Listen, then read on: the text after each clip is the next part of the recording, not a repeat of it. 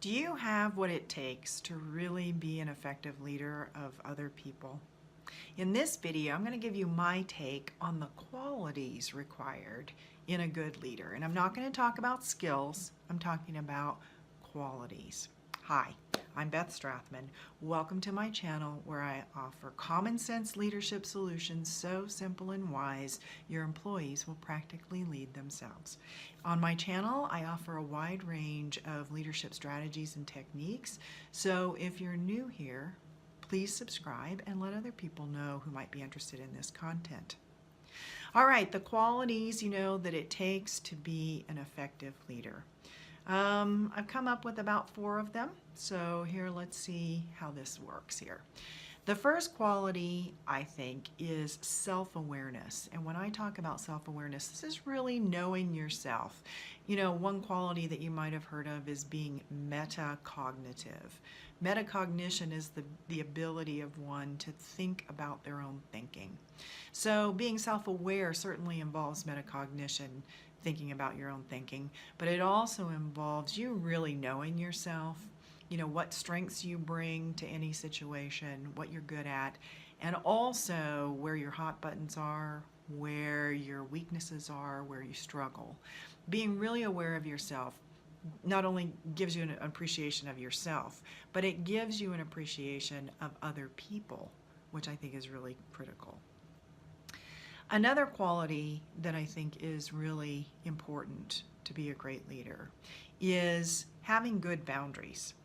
And when I say good boundaries, I don't mean that they're inflexible, that they're set in stone, but really knowing how far you allow people to push you or sort of, quote unquote, take advantage of you, and how far you would impose on other people, and having that set point of those boundaries, how people treat you and what you allow yourself to do as far as treating others, knowing those set points and really setting them in a very intentional way so that you can honor not only yourself but other people with respect.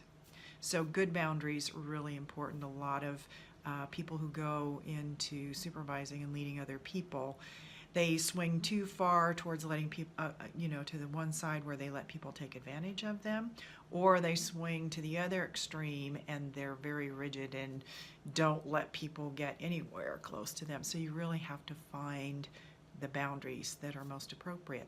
And self-awareness, the first thing I talked about, helps with that. Another quality that I think is really, really important is, and it's tied into the self-awareness and the boundaries, is having a balanced ego. Now, ego is your sense of self.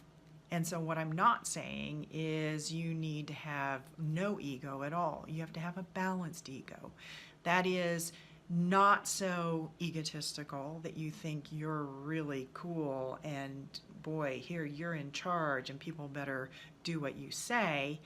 And also not an ego where you don't even assert yourself, right? You have to find a middle ground that serves the situation, that you can assert yourself to the right degree and you can keep yourself a little humble so that you don't think that it's all about you. So a balanced ego is very important.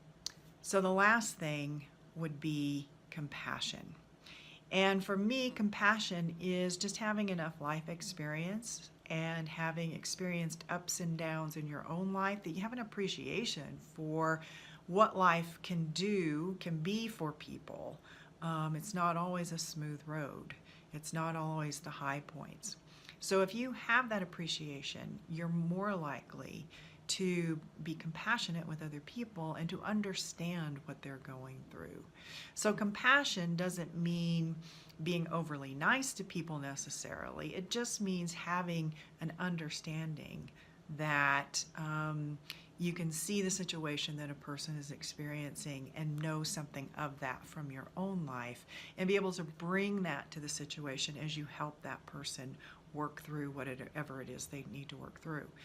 Compassion doesn't mean that you're always cutting people a break, but it does mean that you have a sense of the situation and you can bring your compassion and your self-awareness and put your ego aside maybe, or even assert your ego if you need to be able to make the best decision that that particular situation calls for.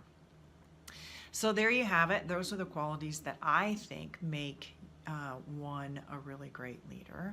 So let me know in the comments below your take on it. What do you think are some of the great qualities? I know there are tons of skills out there. We can talk about communication and organization and all that stuff. But today I'm really talking about the fundamental qualities of being a person that one can really parlay into being an effective leader if they have them and develop them. Also, want to just remind you, get my conversation planner if you haven't already. I'm going to leave a link in the box below, so that'll be available to you.